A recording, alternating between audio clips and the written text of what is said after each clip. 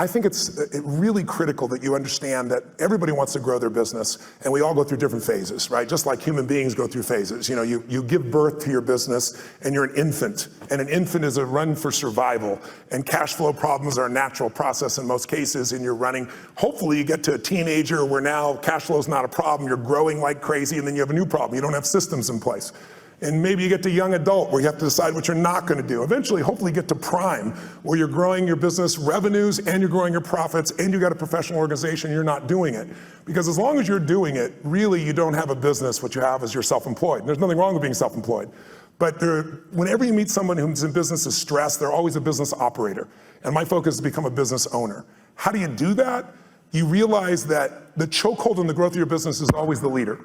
And it's your skills and it's your psychology. And I found it's 80% psychology and 20% skills. You gotta have the marketing skills. You gotta be able to lead. You gotta be able to recruit. You gotta do all those things. But really, most importantly, you gotta get it through what I call the threshold of control. And this, to me, is the secret to really succeeding in business. And it's pretty simplistic. How many of you snowboard or ski? Anybody out there snowboard or ski? To give you a sense? So most people are terminally intermediate when they get into that sport, right? You know, they really never get that good. They're not really a belonger. They're kind of in the middle, and they never get much better. And I think the reason is they never push themselves beyond what they can handle, right? You're used to greens or blues, and you find yourself on a double black, and what happens? Everything inside you freaks out because you're past what I call the threshold of control, your comfort zone. And you look down and you go, I could die doing this. So now you have two choices. Either most people slam themselves on the ground, hang on for dear life, and try not to skid off the cliff, and at best what you do is survive, or a few people let go of their fear, no matter how scary it is, and goes, I gotta go down this thing, and there's no other choice, and they focus on where they wanna go instead of what they're afraid of. And they find a way to carve. And once you carve a few of them, that double black is your bitch, right? You don't have to worry about that anymore, right? And so that's what happens in business. So for me, I can remember going and starting my first business in Vancouver, British Columbia, Canada. I got on a radio show, and this person, it was a shock jock radio show, and I didn't know it, and they started attacking me and saying I'm a liar and a charlatan, you can't do these things. And this therapist called me up and said, you know what, I've dealt with people forever. You can't wipe out a phobia in less than an hour. It can take 7 years. I have a patient right now I've worked with for 7 years and I haven't been able to solve this. And I said, great, bring that patient tonight. I'm doing a free guest event at the Holiday Inn, and I'll take care of that. It should take me 10 or 15 minutes, right?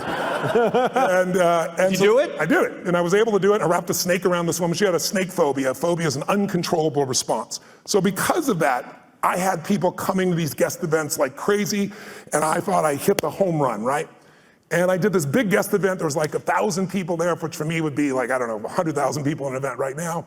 And after I was done, a bunch of people signed up for my seminar because I did a free value-add event, and then I would invite them to come spend 3 days with me.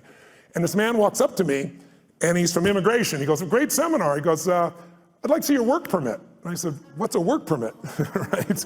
You know, when you're in beginning of business, you don't know these things, right? He goes, well, to work in this country, you need a work permit. And he said, I'll tell you what, I got to see you tomorrow at 5:30. I goes, well, my seminar starts at 7. He goes, you'll be fine, just, you got to be there at 5:30. He said, I'm not asking, it's a requirement. So I show up at 5:30.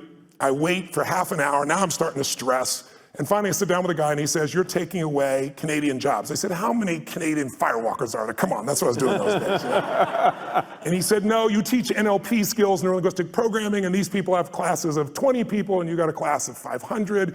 And so they say you're taking jobs, so your event is over. So what do you mean your event's over? He goes, if you walk on that stage tonight, we will handcuff you and deport you. This is what I call a threshold of control, right? He says, you're gonna have to give the money back. I said, I can't give the money back. I spent all the money to put on the seminar. I wasn't a good businessman. I just wanted to help everybody, right? So I spent all the money to do it. And he goes, you have no money? Well, you're gonna have to deal with that. So I walked out of the building. I have 40 minutes. People are gonna arrive. I can't go on stage. What do? I told my 3 staff members, 2 of which were volunteers, what happened. They're like, and I said, here's what we're doing. I'm doing this seminar. And they said, you're gonna go to jail. I said, I'm not going to jail. I said, how close is the border? So what happened was you learn how to get through that, right? And when you learn how to be resourceful, when you realize that your problem is not a lack of resources, it's not a lack of money or technology or contacts, it's not. It's your psychology.